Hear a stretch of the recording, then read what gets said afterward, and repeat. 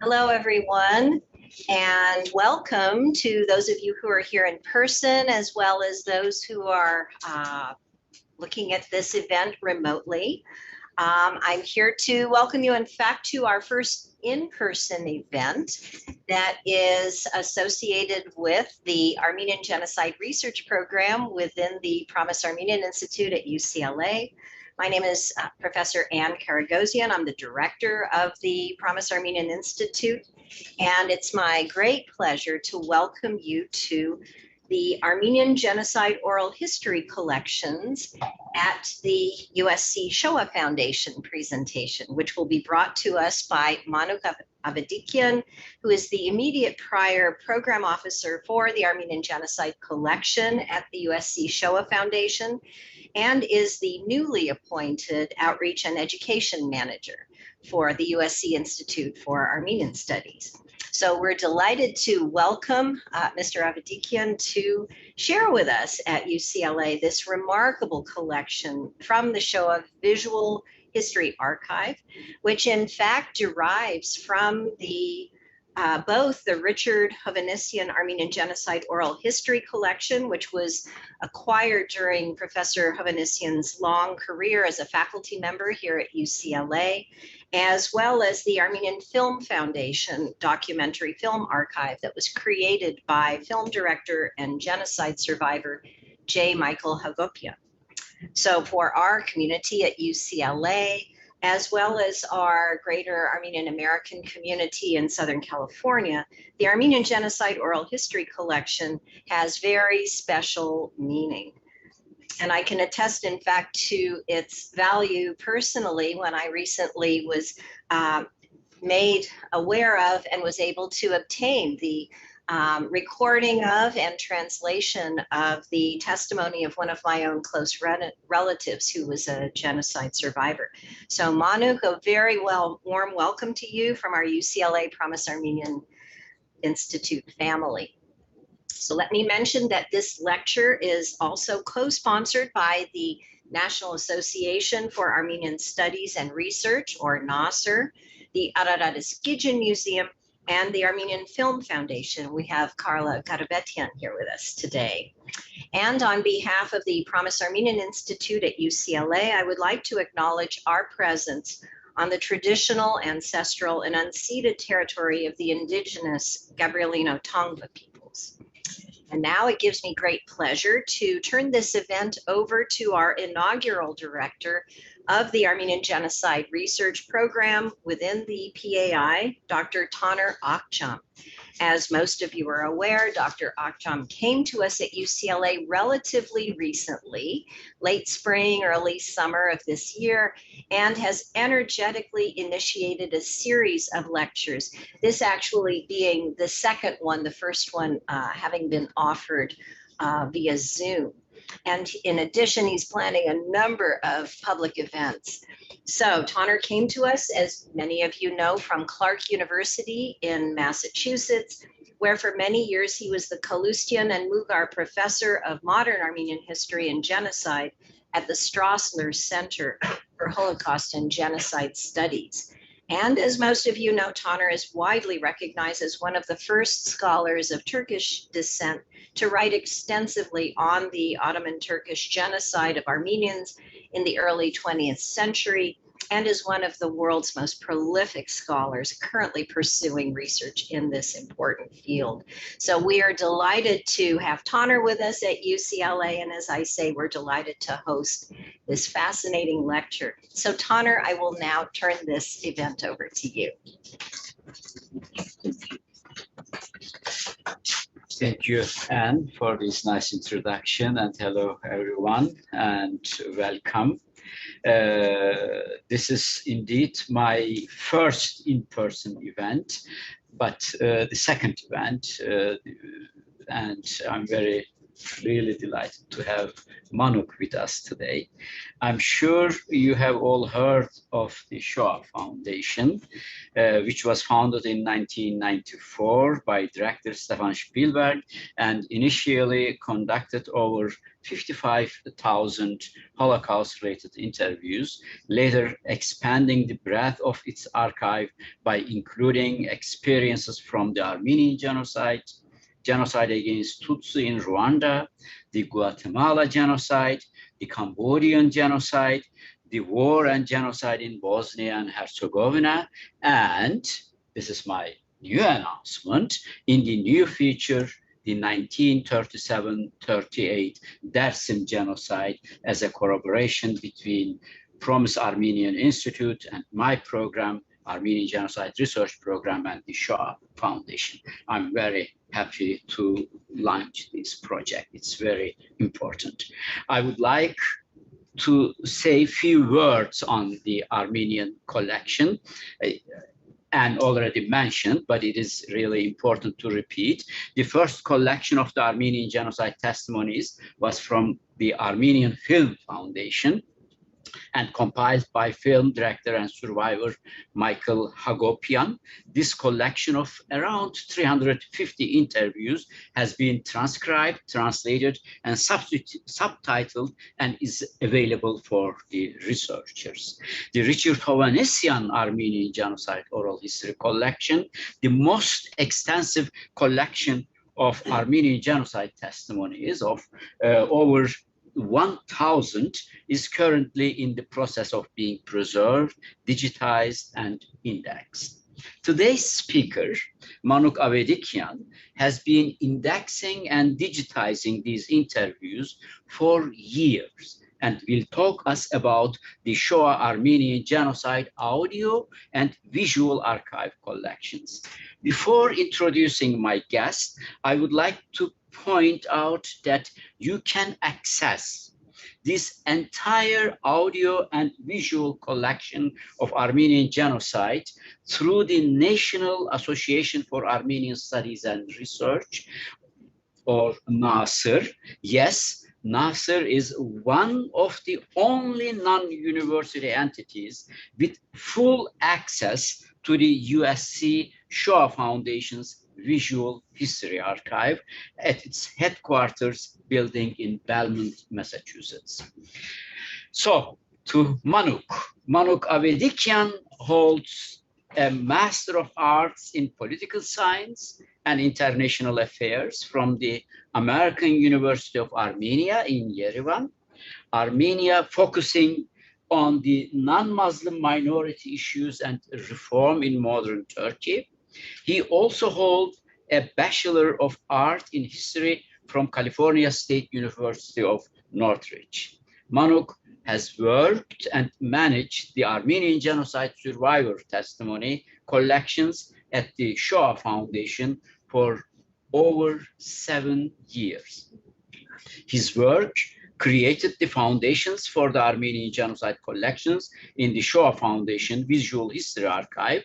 He primarily assisted in the preservation and digitization process with a particular focus on the indexing, research, transcription, and translating process of the testimonies, and has managed a team of 6 indexers over the past 2 years. He recently began working as outreach and education manager at the USC Institute of Armenian Studies on the California History through the Armenian Experience Oral History Project. Dear Manuk, thank you for accepting our invitation, and I know you will inform us on a very important materials related to Armenian Genocide. Please, and we are welcoming you. Floor is yours.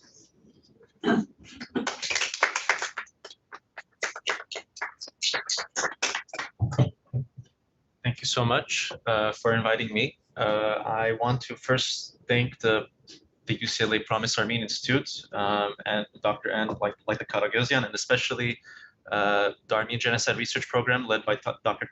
Taner Aksham. If it wasn't for you, I wouldn't be the first or the second of your series of talks. So I want to thank you, and especially the co-sponsors, Nasser Ararat Eskidjan Museum, and our close partners, which we're going to talk about, the Armenian Film Foundation. Before I'm going to set up, I would like to share my screen in a moment, just so we can see the aesthetics of what I'm going to be speaking about. So as the title states, it's Armenian Genocide Oral History Book Collections at the USC Shoah Foundation. As you can tell, like Dr. Taner Akşam mentioned, I worked at this organization for 7+ years, just as of last month. Recently, I got a position, I have a position at the USC Institute of Armenian Studies for a very large oral history project called California History through the Armenian Experience. So when I say our or we, it's referring to the Shoah Foundation, even though I'm no longer at the Shoah Foundation. 7 years is difficult to get out of your psyche, especially when you've invested so much of your own personal work. So a lot of what you see is a labor of a very large team and my own labor. Dr. Taner Akşam mentioned a little bit about the Shoah Foundation. I'm going to summarize and give a little bit more information. The Shoah Foundation was founded in 1994.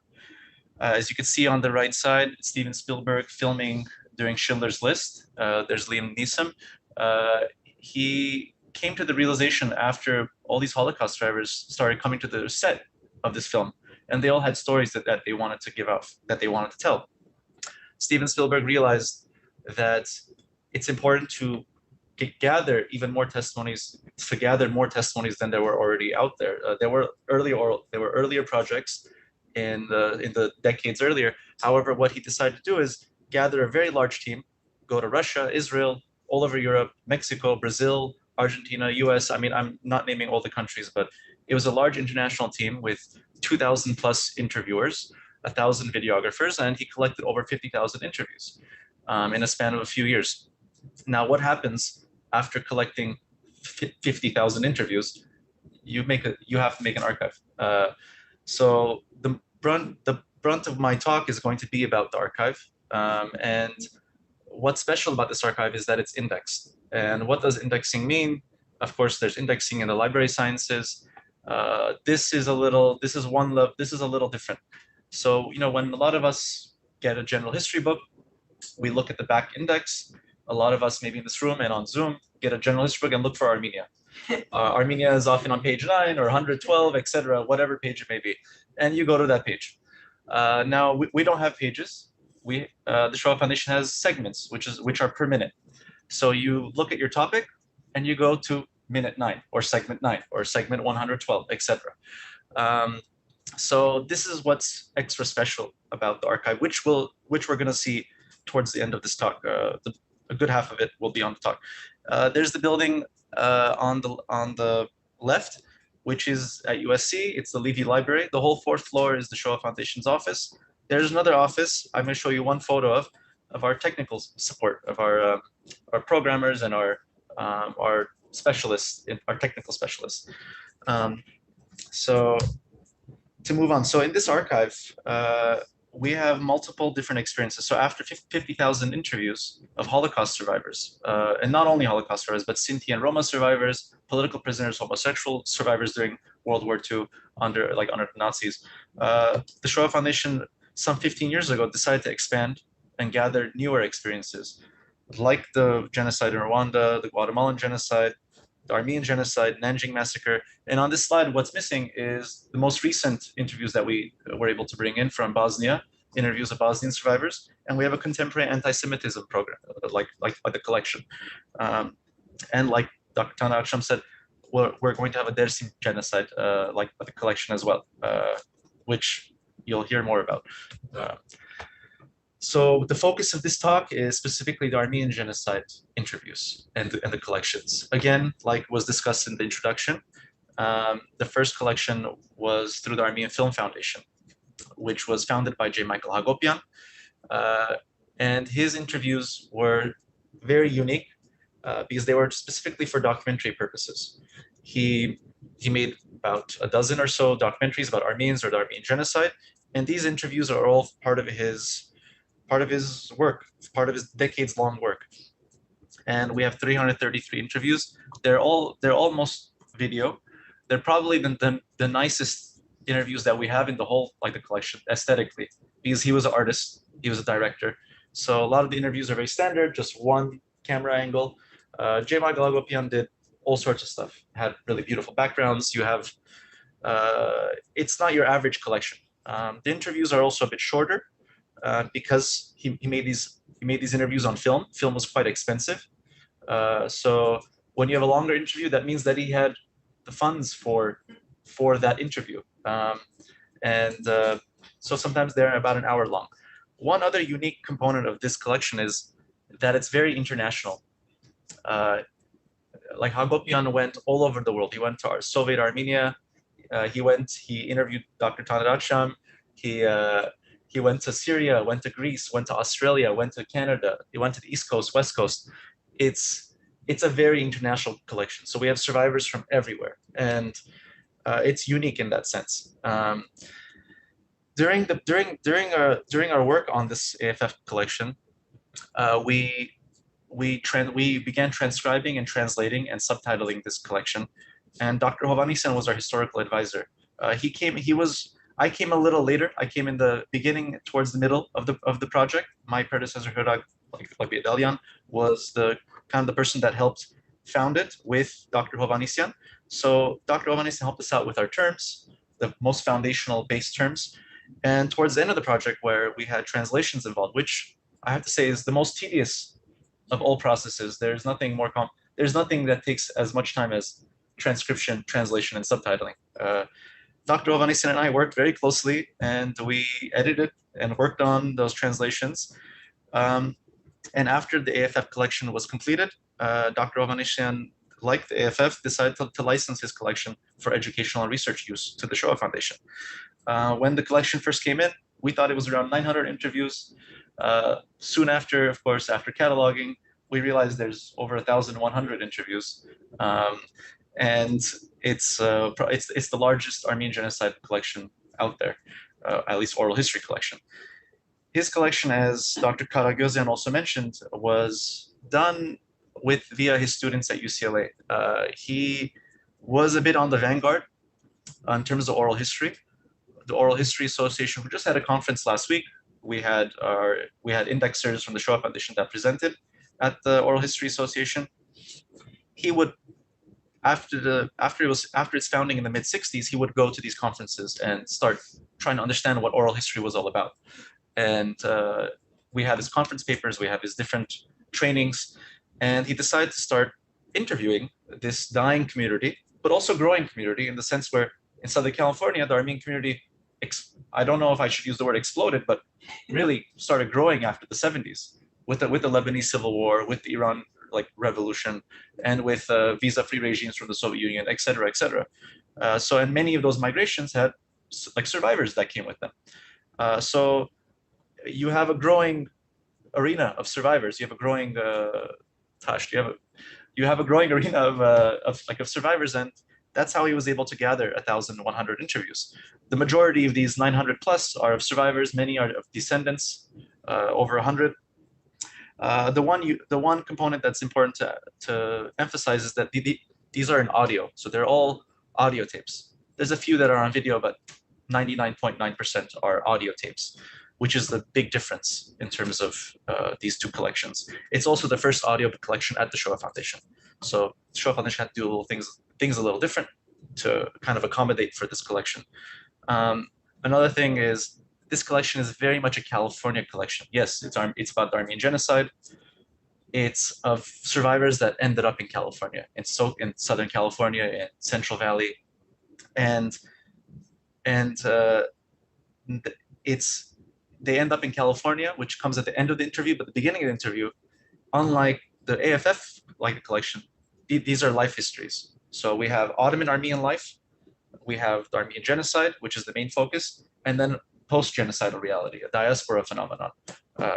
And it's very diverse. I can't go on. I could speak for a very long time about how diverse it is, because the Californian community is very diverse.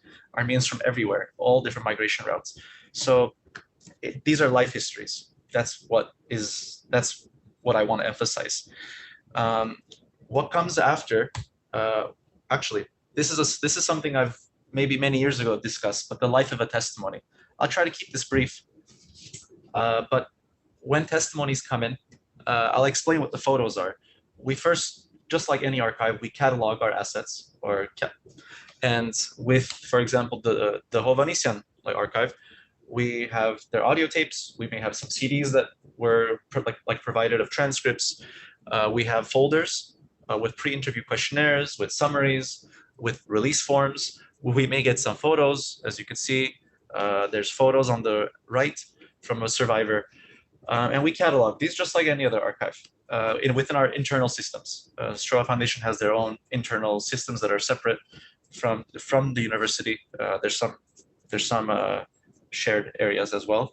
Then what's extra special is that these are preserved. What preserved means is they're preserved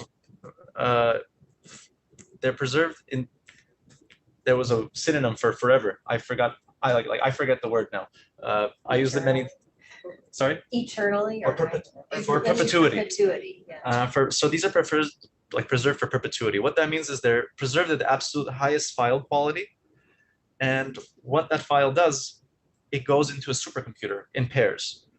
And the point of this, why they're in pairs, is so just like physical media files, like tapes and VHSs, quality is lost over the years. You probably won't be able to play an audio tape that's 50 or 60 years old. The magnetic component will not be as high quality. What we do here is digital files are also lose quality. MP3s don't last as long as you think. They're still relatively new, but they're not going to last XYZ years. So what happens is that these high quality files may lose bits. And the moment that they lose a bit, the supercomputer sees that it's lost a bit and immediately copies it with the file that has all its bits in place. So this way, these files last until a nuclear holocaust takes place or something. Hopefully not, but that's the only thing that it could probably not survive. Of course, this is also there's a derivative, a more playable file that is you and I all see, like MP3 or MP4. These are files that are on the archive, which I'm going to show you later, and they're restored if there are issues, of course. So the Shoah Foundation's early 50,000 plus collection, 2,000 of these VHSs had issues. So softwares were created in order for these various issues to be resolved.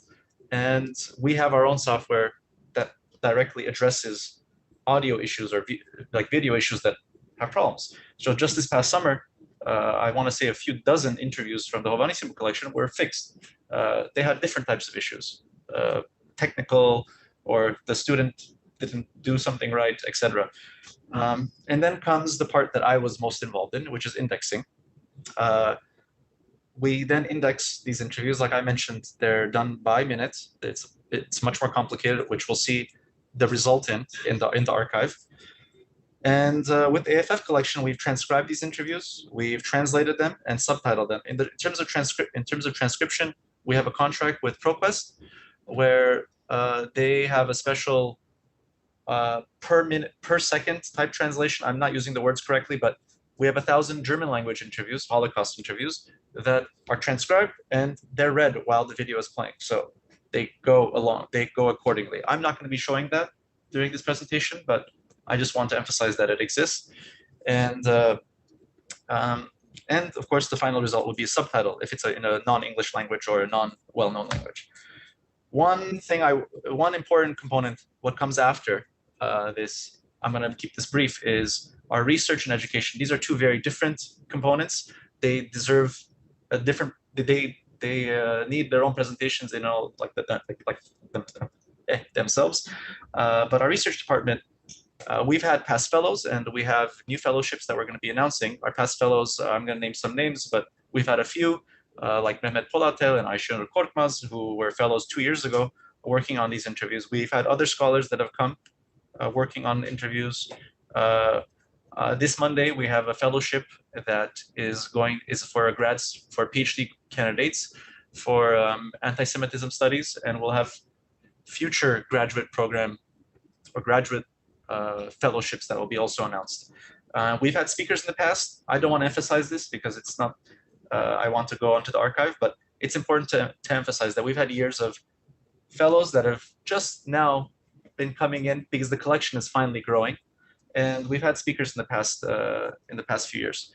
Another large component, and I want to make a shout out to my old former colleague Seda Antakelian, who runs the Eyewitness Armenian Genocide education program.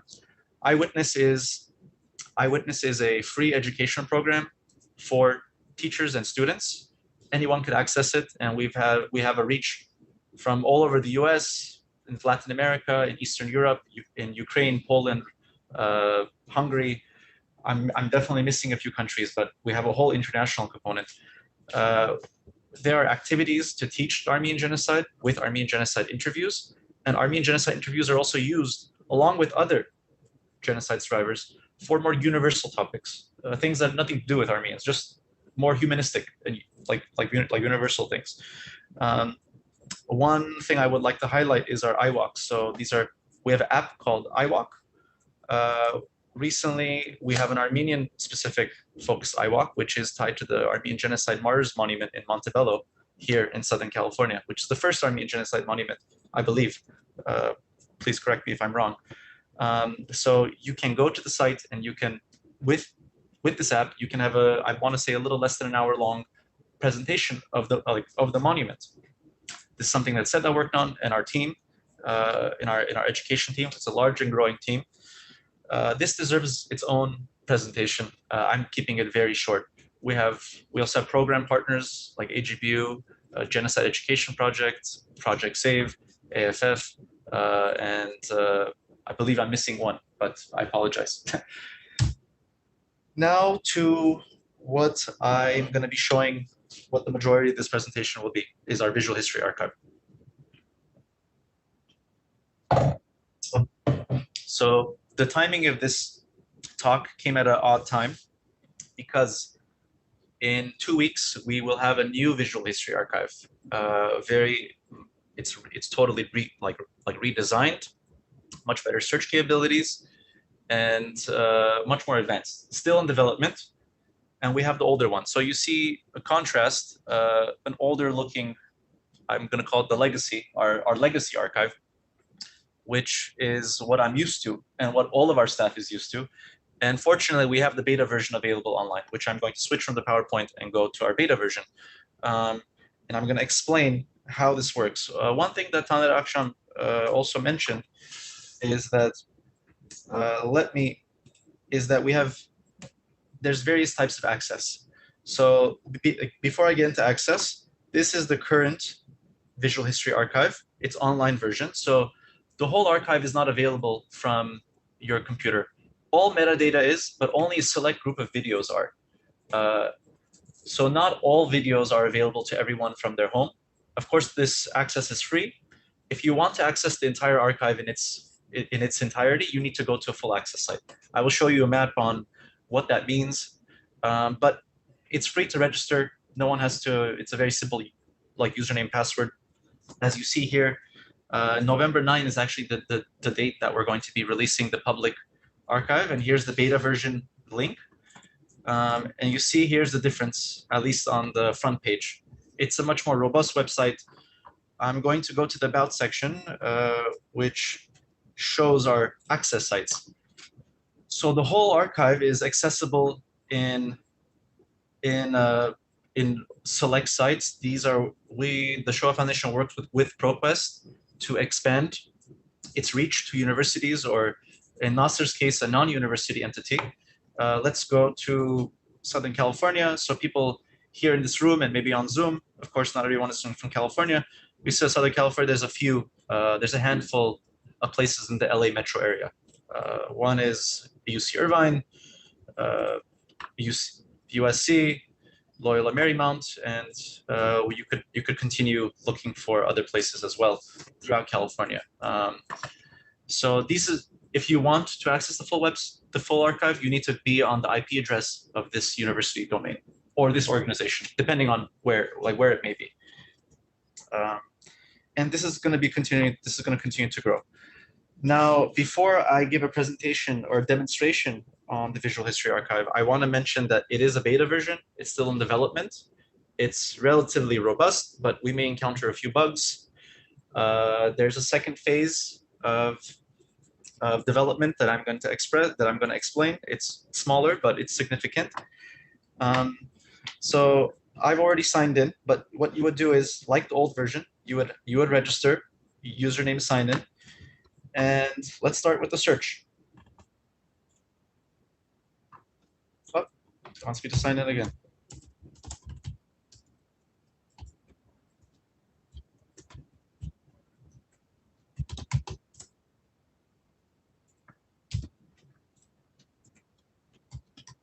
Already signed in for it.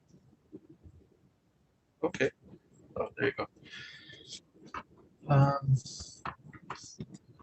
So now I've signed in, and one other thing that's very different before I start is our partners page.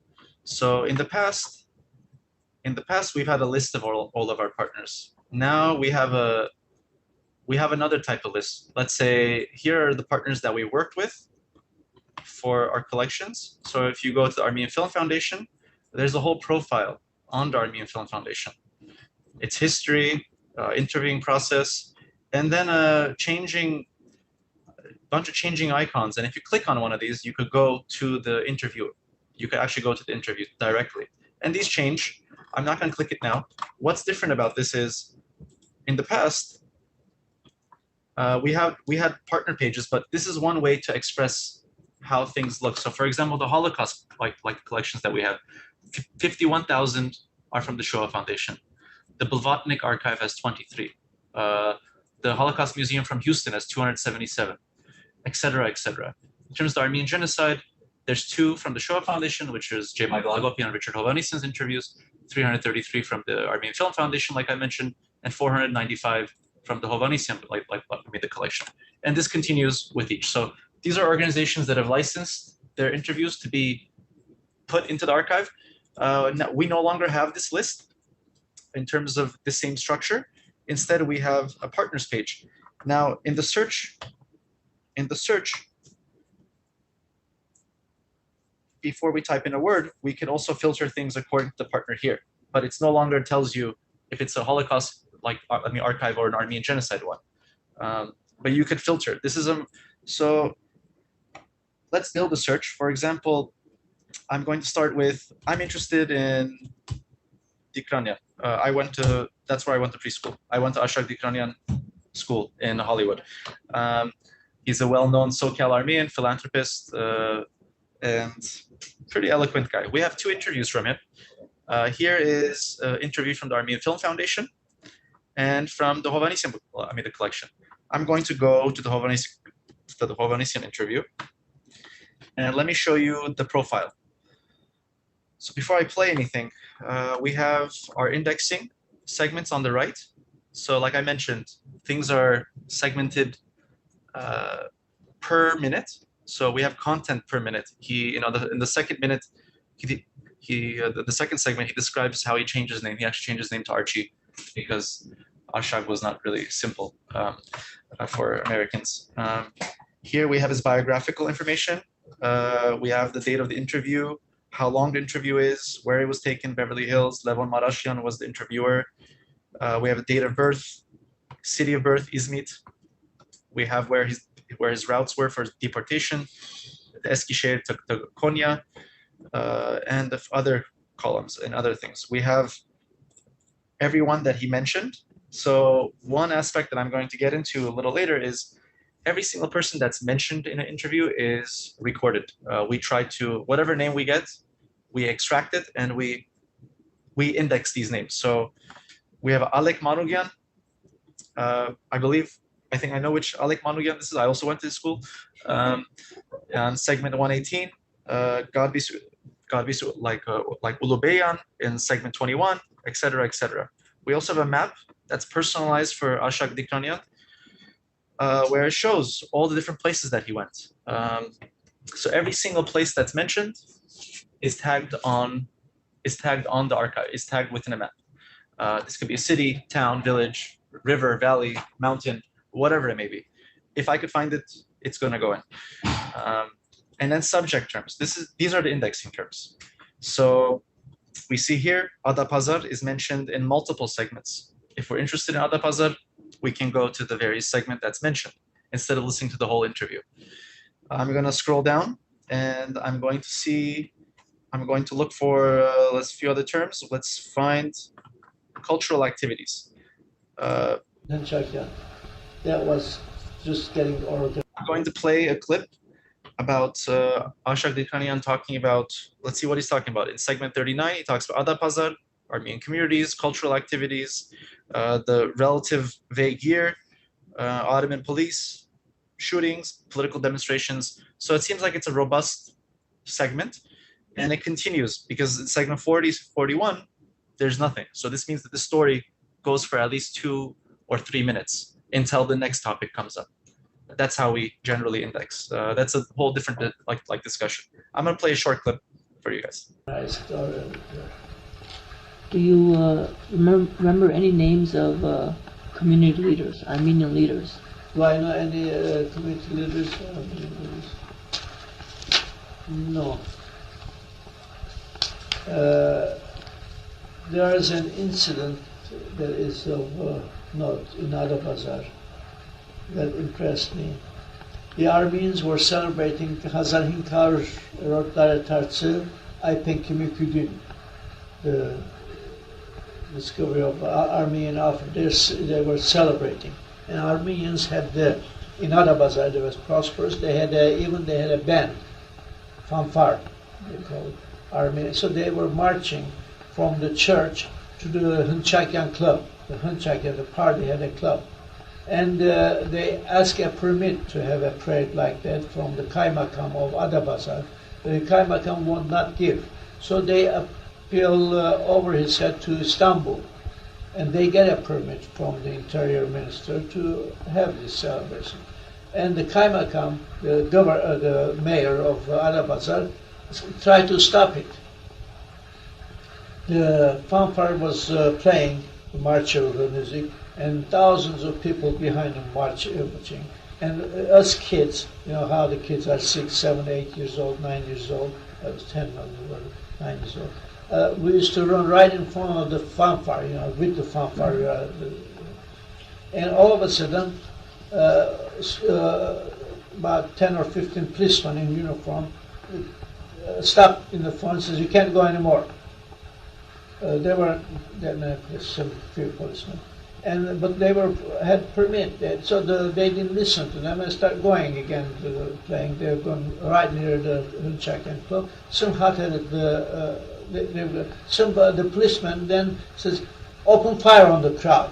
There were thousands of people. So these people from fanfare, they left their instrument. They were right in front of this party club too, Hunchakyan club. They ran down, they jumped on the men that set fire, the others ran away, and they killed this policeman.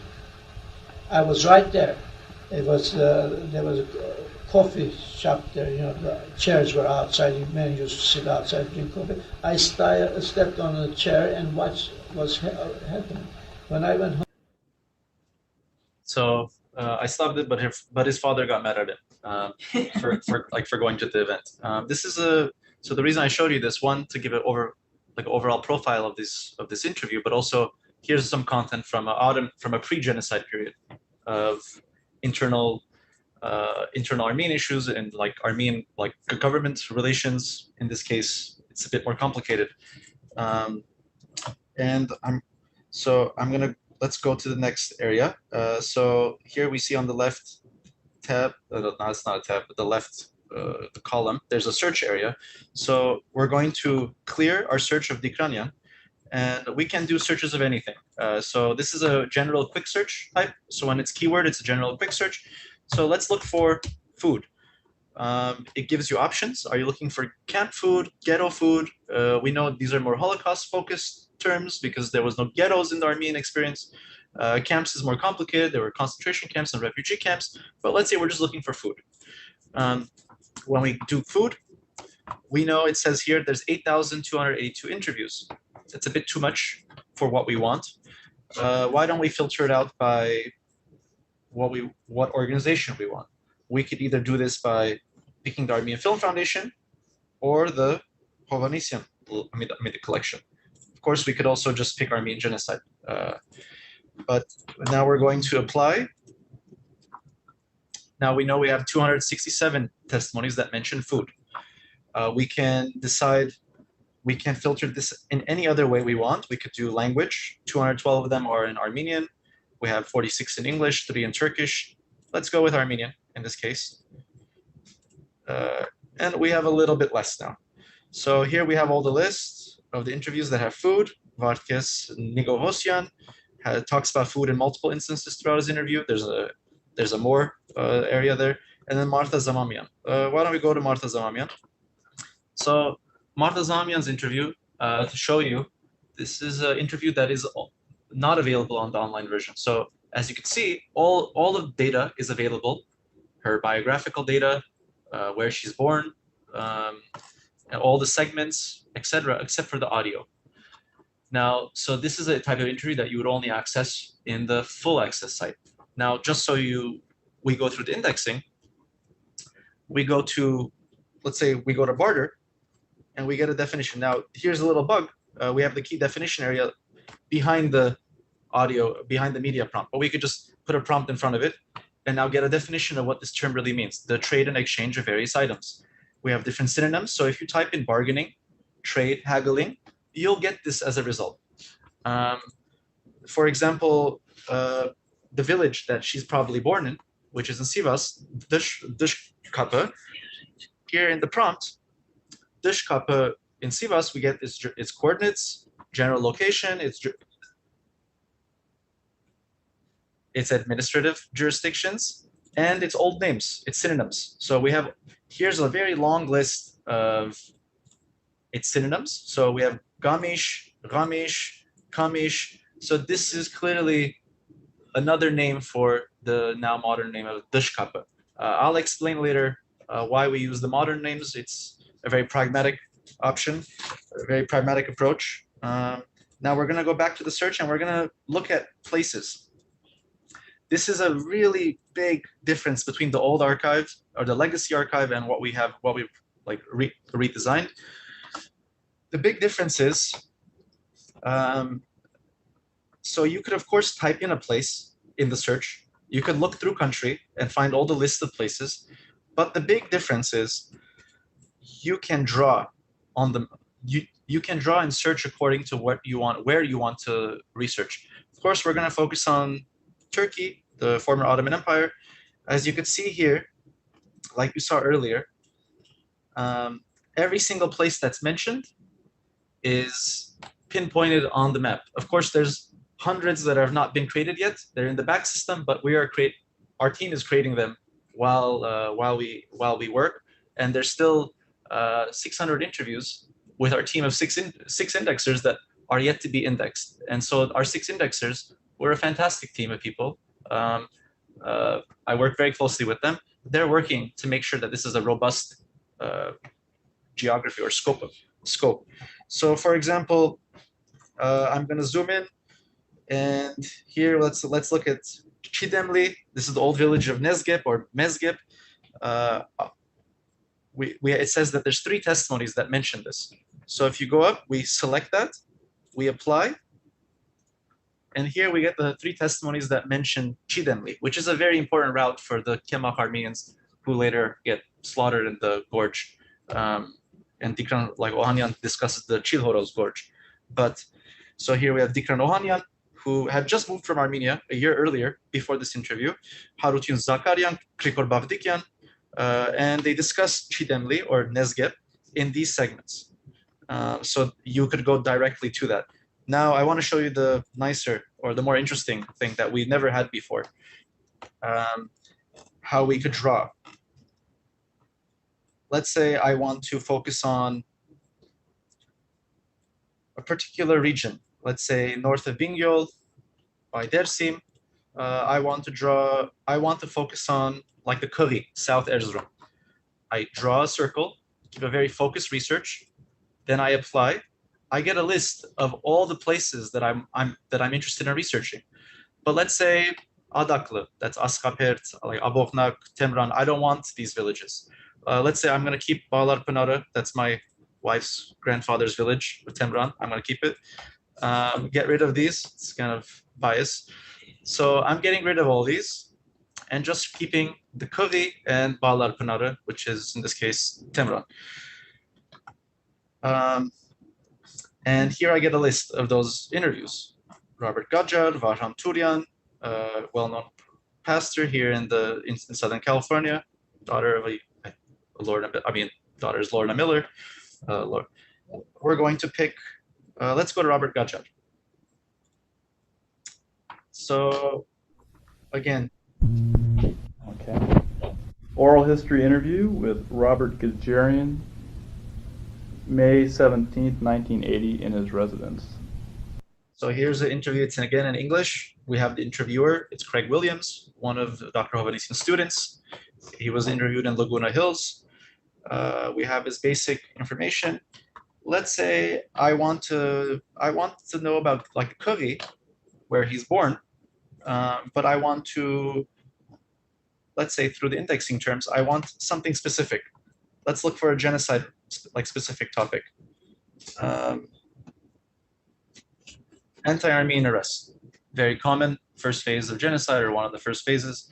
They arrest them, all of them. So, and then they order them. They have to massacre us as if the war is getting near. The alibi that we're going to draft us, get him out of there because it's going to be danger zone, as if. And they took her away. We never see them anymore. I don't know what they did with them. They probably killed them. They were old folks anyway. They couldn't be any good for the army or anything. My uncle was one of them. He was a trustee on the school. And my brother-in-law's father, he was a bank director. He was director of the bank. Turkish government bank, too. There and many, many others. And then after they took them in a prison, we didn't see them anymore. And they issued order that we have to live in 2 or 3 days time. And all you can take it is what you can almost carry it, You have to leave everything behind. So they supplied us a few donkeys and so forth, so whatever you can put on, just your things that you need personally, or maybe a couple of blankets or something, get so for the shelter. Rest of them, we leave everything behind. Lock the doors and get out. Business and homes and everything. Then they started one group one day and another bunch for maybe a couple of days later. So gradually the draft got us all of them out of town. And we came down about, I think, I don't know exact time of it, distance of it. There is another city, they call them a Palu. It's right on the Euphrates River. It's that one over there, I think mostly are Turks. From Curry, there it took say about a week or 8 days, maybe more, I don't know exactly how much. We walked from there to there, to the Palu. And when we got at the Palu, we were right on the side. They didn't take us in the town.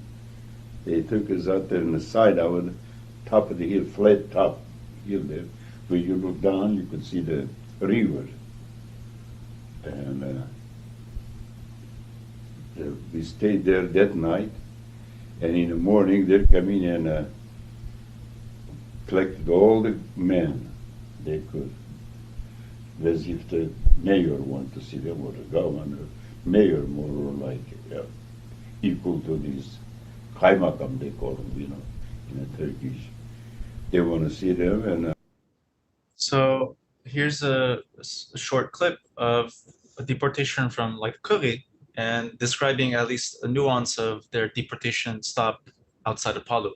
And if someone's interested in that particular caravan and the Armenians of in that region, which is relatively understudied, you can see at least some of the processes of deportation with this interview.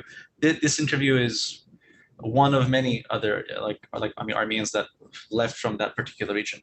I'm going to now go into another search component, which is people. I mentioned it earlier, and I'm sure you saw it within the profiles. So let's say we also have another advanced component to our people search, very different from our legacy like archive. Let's put a name like Sarkis, very common Armenian name. We get different options, how you want it spelled. We could do a phonetic spelling, so names that are similar to Sarkis. I can put in gender, birth dates, when they died. These are things that we didn't have earlier in the legacy archive. But I'm just going to keep it simple. Here we have people that are interviewers that are named Sarkis, but you also see Sarkis like Krikorian with someone named Sarkis Sarukhanyan in his interview in segment 42. So if you're interested in this Sarukhanyan, you could go to segment 42 and find learn more about him. Sarkisyan has a grandfather with the same name in segment 1, probably describing his ancestry, and it goes on and on. I'm going to pick a less common name. We're going to clear our search. We're going to type in a less common name, Misak. It says we have 19 Misaks in this collection. Let's try to filter our search further. We have one interview in Arabic, 14 in Armenian, a few in mixed languages, and one in Turkish. Let's just see what this Turkish interview is. Ofsana Kumjan, Armenian Film Foundation interview, talks about Uncle Misak, like Kuyumjan. I'm going to play a clip from her. One thing I want to mention is that clips, these segments are not always perfect. So she's going to be singing. We're looking at segment 9, but in segment 7, it says that she's singing a song. That song may end in segment 9 and a whole new story may start. I'm going to fast forward just a little bit. This is a very rare genocide song in Turkish. Fast forward a little bit.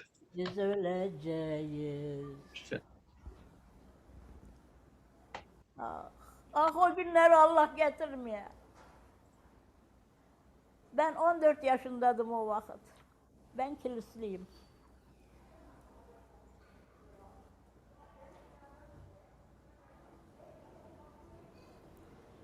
Yolda giderken de ammim Arap içine düşmüş.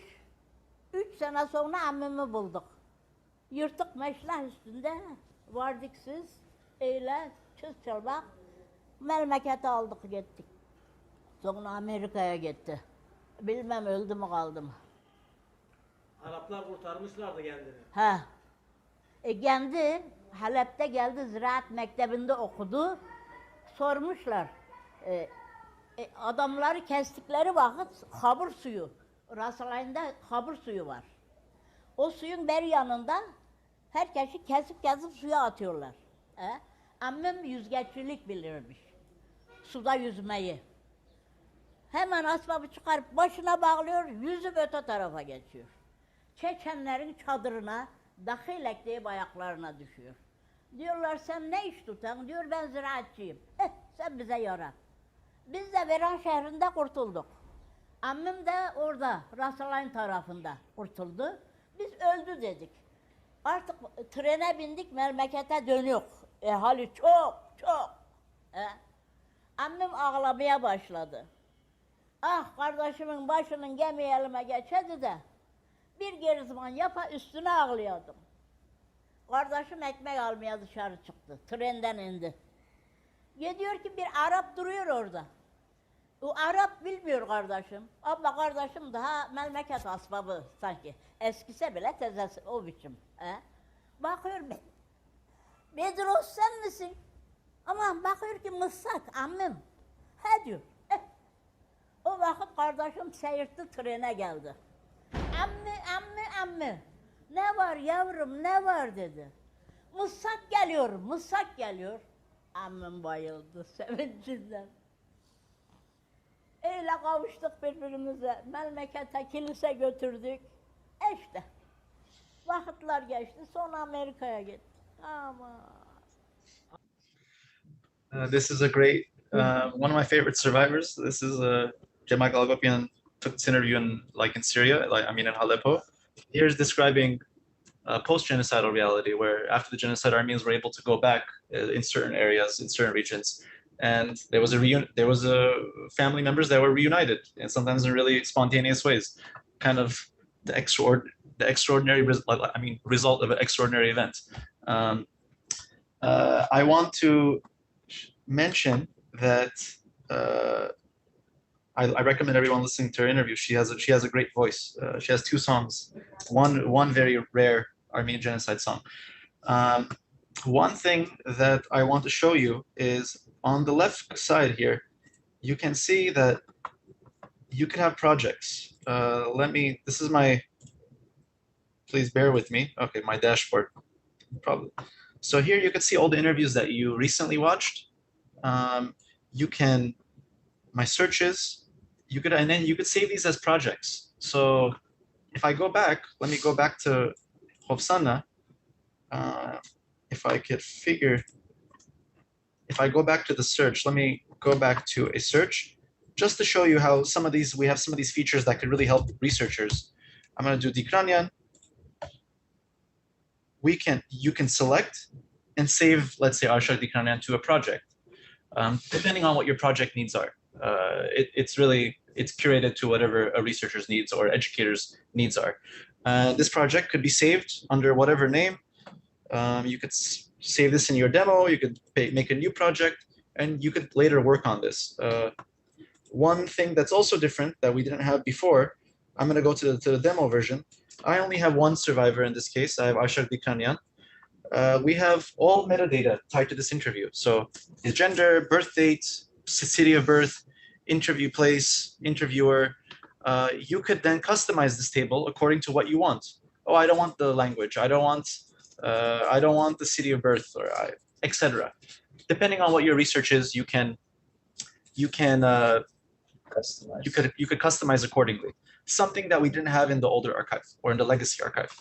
Another thing that I need to emphasize is that we don't have yet in this beta version or in this first development phase is experience groups and transcripts. So back to the legacy archive, here there's only 5 ways of searching. You could search via quick search, experience groups, indexing terms, people, places. What's missing right now is the experience groups. So what that means is, in the Holocaust experience, for example, you have Jewish survivors, rescuer, aid providers, liberators from World War II. You can click accordingly, and you can filter accordingly. We don't have, that's not available yet. That will be available in the archive. And one other component that we don't yet have, but is also very new and will help help researchers, not necessarily yet for the Armenian Genocide component, is the transcripts. So transcripts are available, but you can't search through transcripts. This new functionality, which will eventually be available on the Visual History Archive, you can search via every single transcript in the archive. So let's say there's 3,000, you can search through all 3,000 with one search. This is not yet ready, but it will be ready. And if there's any questions if there's any issues, I recommend people go to the help section. We have a team. They're actually looking at emails. So please send out any questions for either research questions, you want to access an interview that you're unable to access, and you can't go to a VHA full access site, or there's a bug. And there will be bugs because this is relatively new. I'm not sure if I went over or under my time. There's a lot more that I could talk about, but I want to have the questions. I want to say thank you. This is my favorite. This is one of my favorite, like the Kuretsis. I'm not from there. I have no ancestry from there. I just love their dialect, and And this is Aristakes Bozoyan from St. Catharines, Ontario. So I want to say thank you, everybody, for your patience. Thank you very much.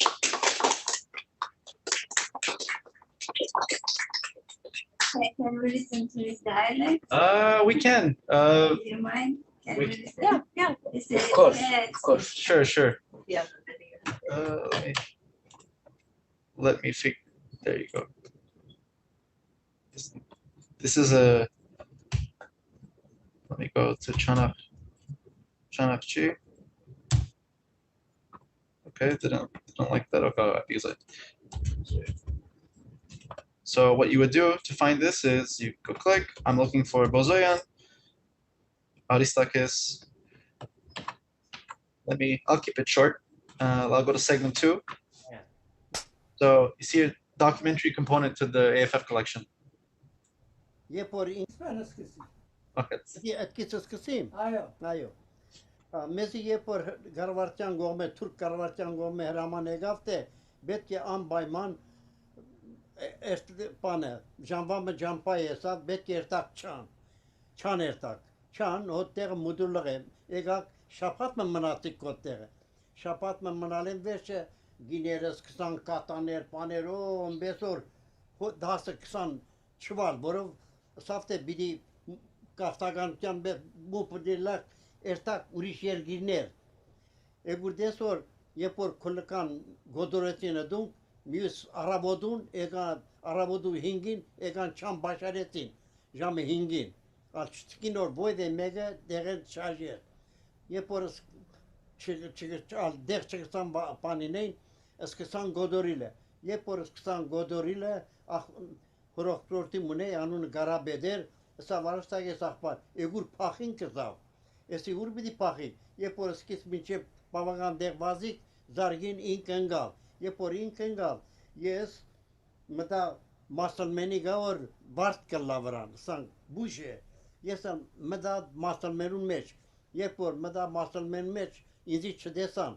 Je por polor degre godoreti nam meç xaga ginere vor polor fistanner inch for haneren dagi. So I just like the way he talks. I just like it a lot. It's my favorite. I don't know why. It's a very also he's from the village of Chanakchi, which is close to Kavi. It's on the deportation route to Chun. Again, not very well studied. I'm sure there's a few people that have studied this region, but of course it's a kind of it's the middle area of Erzurum and Dersim. It's the borderland. So whoever's able to flee, they go to Dersim. Which is another topic, but they end up in Palu, like Robert, like the Kajarian mentions. So he does not end up in Palu, but he ends up in Kharpert, working. Long story. Yes. First. Yeah. Go ahead. You three decide who goes. I don't want to hog this. I have several questions, but I'll ask a quick one. You had actually referred to Reverend Bahram Turian, who was the father of Lorna Miller, and her husband is Professor Miller at USC. They actually also took testimonies from genocide survivors and documented it in at least one book, of which I am aware. I don't know if they recorded any, though. Have you communicated with them about maybe including what they have in this?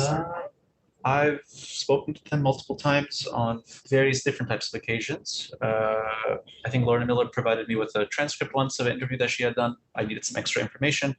I met with them. I can't speak to what they would want to do with their collection. They've of course had the first very large-scale study, oral history study on the topic, and they have, I think, 100+ interviews. I believe they're recorded on audio. At the time, VHS was, I think, not available, or also not really practical yet. It was a revolution, honestly, VHS. Now that we think about it in hindsight, but I can't say so. No, they haven't. We've had no discussions, but we've spoken many times. Yeah. We know, and I believe she took a class with Dr. Hovannisian, and she has a few interviews here, which is also searchable. I could search for it later, not now, but I believe I haven't done that yet. It's so new. but I know that we could now search for interviewers. Thank you. Go ahead, please. Okay, two questions. Are the oral interviews by the Zorian Institute integrated with this, or no? Only the Armenian Film Foundation and the Richard Hovannisian collection, which we're still working on. We have 600 interviews yet to be indexed. It'll take a little bit of time. Fortunately, we have a team. I should probably speak closer to the mic. But no, so far it's only these two collections. But don't you think it's a good idea to incorporate all? Ideally, yes, there should be one place for all Armenian genocide interviews to live in. It's a decision for all the different organizations and individuals. There's a great study by Avedikyan at the Society of Armenian Studies ESAS journal. I recommend you look through it. I think there's about 5,500 interviews all throughout the world of Armenian genocide survivor interviews, but they're very scattered. Of course, the organizations have the brunt of them, but there's individuals that have 10, 20, 5, etc., etc. And for those individuals that have like a handful, I believe the Armenian Film Foundation has a project where they take on those individual testimonies. The Shoah Foundation doesn't have the mechanism for people with 1 or 2 interviews. They just don't, there's no mechanism yet. There will be one, possibly. It's called the Community Commons, but it's not ready yet, where people could upload their family interviews, and it could be accessible in a parallel site to the Visual History Archive. They'll be kind of complementing each other, but we're not there yet. So for now, the Armenian Film Foundation's project is very helpful for individuals. But yes, to reiterate, to re-stress the thing, yes, ideally, you would have one location for everything to live. And instead of a researcher, times have changed for researchers. A lot of things are digitized, available on your screen, but it's very expensive to be a researcher, and they don't get paid much to fly to this archive, to that archive. It's not easy, but. Also, there are like a few cases where people ask me, they have a handwritten, story of how they were deported, the family. They ask me, what should we do with this, with this archive? So I don't know, where should I guide them? I don't have the perfect answer, just kind of something. So this archive doesn't deal with physical handwritten memoirs or diaries, which are obviously important. I could only state that the Armenian Genocide Museum has a large memoir archive. There's 400 plus memoirs there. Other organizations, other Armenian studies departments might be a good place to take them, where they can make it available via their digital libraries, like websites, or there's other individuals that may translate or may work on that. I don't have the perfect answer. It's something that Armenian Genocide Studies found that you should probably, They should approach them. it's something you should also approach the Armenian Genocide research program at UCLA. It's something that's important and complicated because it's so transnational. It's so, I'm sure there's memoirs in Iran and all over. It's kind of a problem, actually. It needs to be resolved. Yeah, so I have a question. It's more conceptual, and it's okay if you don't have the answer. But it comes from, I've been thinking a lot about the terms oral history, testimony, and you also mentioned interview. And so I am curious whether there's ever been a discussion within the Shoah Foundation proper, or within the collection that relates to the Armenian stuff, of what terms do we use and when, right? Oral history, testimony, interview. For memory studies, we think about memoir, memory, but I don't. Yeah, is there ever any kind of discussion of that? Is there differentiation? I'm sure there was a discussion a decade plus ago or more. I wasn't part of that discussion. Usually, Shoah Foundation uses the term testimony, but also they're all synonyms. We use interview, testimony, oral history to an extent as well. They're all synonyms for myself. I'm not engaged in that discussion. I understand that that there's something there. I'm just for pragmatism. Yeah, that makes sense. I keep it that just synonyms. Yeah, that makes sense. Manuk, we have some other questions from the participants, remote participants, and Kazmik will read 1 or 2 of these questions, and please give an answer to that. One of them is from a student in France who is writing their thesis on the Armenian Genocide and are wondering if there are any interviews available from hidden or Islamized Armenians in Turkey. Oh, hidden and Islamified Armenians in Turkey? No, we only have, fortunately, due to J. Michael Hagopian going to Syria, we have Islamified Armenians from Syria who are Arabized, or we could say Bedouinized. I don't know if that's a term, but they mostly become Bedouins from the Derzor area, and some Kurdified Armenians. But no, we have nothing. No one's taken interviews from there. There might be a chance if that person's interested. The Hovannisian Foundation has an oral history program, mainly of Armenians, official, Christian Armenians, but I'm not totally sure. Maybe worth asking. They may have Islamified Armenians in there as well. Rafi Bedrosyan's book is another good source for the person who is asking that question. I'm not aware. I know there's people that have worked on that topic, but in terms of oral history, I'm not aware. It's a bit tricky because of their situation. Thank you. The other question asked is if there are any efforts to index the properties in Turkey, either family or communal, like churches or schools, mentioned by the survivors as an effort to memorialize and document the properties that have been lost by the victims. So there is a list, I think Teotik has a list of all churches and the priests that were martyred or lost during the genocide. It's quite substantial, quite substantive. We have a policy, it's a pragmatic policy, to not index every church named. So we have a term Armenian Apostolic Church or Armenian Catholic Church. And the reason why is, one, not everyone gives us the name of a church. And if they do, they sometimes may get it wrong, which is another topic of oral history, where things can be flawed, sources can be have issues, like any other source. But it would just be an immense amount of work. We haven't done that with other churches or synagogues or mosques. It would be a full-time job for somebody to actually create these terms. So there's a pragmatic component. It doesn't fit our methodology. And not everyone mentions property. Some do, of course, and it's valid for research like purposes. We had a house in Diyarbakir. They may mention a street, but you need to be a specialist looking in the archives to actually find that person's house, depending on how much specificity the survivor gives you. But no, we don't have that. So the next type of memorialization of place is this map that I showed. This map also includes like valleys or places where massacres took place, or where in an ideal world where the government of Turkey would face history, you would have sites of memory all scattered in places and with GPS coordinates. I mean, you can look through Hushamadian's survivor interviews, memoirs about on which bank of the river, what side of the hill are certain things are. Which we try to have that level of specificity, of course, when it's possible. That's the next level of memorialization in an ideal world where we have a government that wants to deal with what they should deal with. I have a question, Manuk. First, a general observation. I mean, thank you so much what you have been doing there. It is amazing as a historian who has been working in the archives over 30 years, maybe.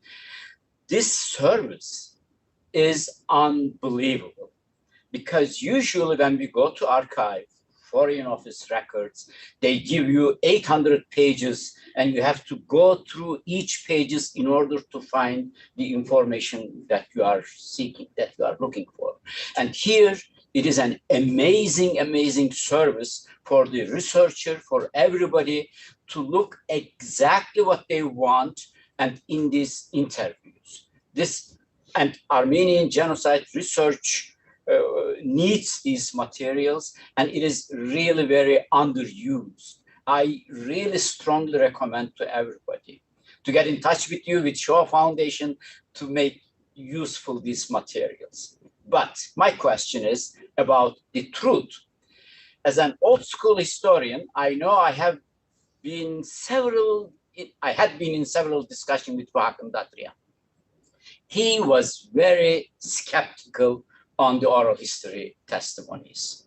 He used to say, you know what, if you listen them, They say, oh, before genocide, everything was so good. We had a garden, we collected the fruit, we ate, our neighbors were so nice, and so on. Then something bad happened. And all this, he used to argue, not true. And this perception of the survivors about their experience cannot be taken as a historic truth, because they cannot remember the names correctly, they cannot remember the dates correctly. So the question is, how reliable these testimonies as a historical source? That's a very large question. I will give you what my opinion is on this. There's been a lot of discussion for decades about the conflict of oral history in traditional like history or in the social sciences, or not. It doesn't even have to fit the social sciences. Oral history could be used as a source in many fields. I have a multifaceted answer in the sense where, one, other than the basic trend where oral history is no longer now on this entire sideline, things have changed. At least in genocide studies and Holocaust studies, I think since the 70s and on, oral history has been increasingly, even earlier than the 70s, but is increasingly become like a pool of sources to use from. But like any other source, perpetrator source, a memoir, and any other source needs to be taken critically. And yeah, sure, a survivor may get certain things a little off, and you may not know that, or you may know that, but you need to have a really critical eye. But survivors, some of these survivor interviews can describe events that there's no official source can actually describe. You don't know which aga was involved in helping Armenians or which perpetrator was involved. These Ottoman sources, like we had earlier UCLA promise, like Armenian Institute talk with Robert Sukyasyan, one of our indexers, he describes how you have the official sources, you have missionary sources, but you don't know what's happening on the ground because the perpetrators don't want to tell you what happened on the ground. Only person that could tell you is the people who survived, and not the people that were passed away, because they're not here for us. But so oral history and memoirs can tell you more or less what took place. This is at least within a genocide studies, approach. Of course, oral history is beyond genocide studies, but yeah, ultimately you need to have a critical eye. Some of these interviews really tell you a lot that you would have never known otherwise, and some of them give you overall general information that they may have learned from reading a book that they later imposed in their interview after 70 years of life. But it's up to you to be critical of that. But the tides have changed. We're no longer in the traditional historiographical world. Oral history is now a source just like any other source. You made it very clear. Actually, it is very important. Helen can tell us more about that. Actually, what we accept today, the common, I believe, is here. There is another truth in the testimonies that you cannot get from the official documents. And the truth of the victims, the survivors, is really, in certain cases, more valuable than the truth that you can get from the written documents. So the oral history records helped us to change our perception of truth. The truth is not what a minister or what a governor writes as a report, but the truth is there because it is the everyday experience that we are hearing. So it was very good what you just said. Yeah. So I have another quick question. Yes, that it sounds completely logical to me as an engineer that there are these components of the truth, and they are all different perspectives, but they have to be taken together as pieces of a puzzle that you are trying to figure out. But my question actually is of a slightly more technical nature, and that is, as you have expressed, and as we all know, there are genocide deniers out there, in particular from one part of the world, but all over the world, and there are Holocaust deniers. Is the Shoah Foundation archive and the supercomputers that you referred to, and perhaps cloud-based storage, has it been made very invulnerable? Is there cybersecurity? Are there measures taken to protect it? And have you had experiences with attacks, for example, from the outside? Unfortunately, I can't give you any recent examples because I haven't been engaged in it, but I recall many years ago, maybe 5 years ago or so, a colleague of mine was working with one of the webmasters, and they would get daily attacks, and they were a mixed bag. They were like Turkish hackers trying to attack the systems, and of course, not only many Holocausts, because the organization is mostly seen as, with 50,000 Holocaust interviews, it's such a large breadth, of them. So there's a lot of attacks from Holocaust. I'm gonna stutter on the word deniers. I can't speak for recently. I believe that there definitely are securities. I've seen them, but many years ago. I can't speak to that. But surely there has to be, otherwise I'm sure this would have fallen apart by now with all the attacks. Oh, absolutely. I haven't had there hasn't been any public news of the site going down. I'm sure there's a USC level as well, a USC level of security. I can't answer that well enough, but I've seen it many years ago. Thank you. Oh, yes. Is there any? Because we want to take one more question from the audience, from the remote, because it's important. We have to be one and then the audience. Okay. I think it's very important to also get, lots of information and interviews pre-genocide. Like that one example you showed how they were marching, and then those are extremely important because I hear a lot, Armenians were living fine. They had respected, positions in the military, in the government. Why did you guys, revolt? So those incidences, I think they're super important. I agree. I find them interesting. You find all the different social dynamics.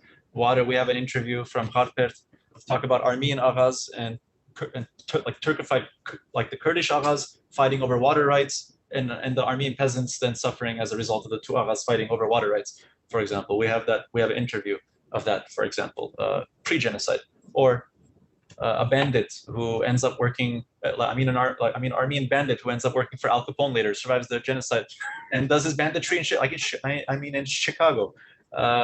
Funny, quirky things, but talk about banditry. We're Armenian bandits. We never talk about that. We talk about fedais, but fedais and bandits, are they connected? Are they not? That's a different discussion. But yeah, I agree with you. There's a huge pool of information. Maybe the last question from the audience. Yes, this one is about the archive and the software specifically. Are the transcripts available in the original language of the interview or just English? So I'm going to answer this in two ways. So we have a contract with, from my understanding, or we had, or we still do, I believe, with ProQuest, where they have a special transcripting, or like a transcription process. These are mainly done for the Shoah Foundation interviews, specifically with the copyrights are owned by the Shoah Foundation, not for the other interviews. And these, I believe, a few thousand should be already available. I know the first project many years ago was for about 1,000 or so German language interviews. I mentioned they're like second by second, sentence by sentence. For the Armenian stuff, I need to be very candid. We hadn't signed this contract. We hadn't had those standards yet when we worked on the AFF collection. We do have transcripts available in Armenian, of course, in Armenian text, that were later used for translation and then subtitling. So like what we have now on the website are the translated subtitles, not the transcriptions. I'll bring this up to the AFF. Please, Carla, you could bring this up to find a way to consolidate the Armenian transcripts that we have that don't necessarily look like traditional transcripts with our new criteria with ProQuest, which is very advanced and great. But no, the Armenian interviews at the current moment don't have searchable transcripts or available transcripts. You could always ask, and find some way to get them through our research department. But yeah, unfortunately, that's not the case. And it's only a very small percentage of the Holocaust interviews that also have them. It's such a tedious job. It's a very tedious job. Thank you. Great. Well, I think we have come to the end, but I'm sure people have many more questions, and we are so glad that your contact information is available online, Manuk. So let's all thank our speaker again, and thank you so much for a comprehensive talk.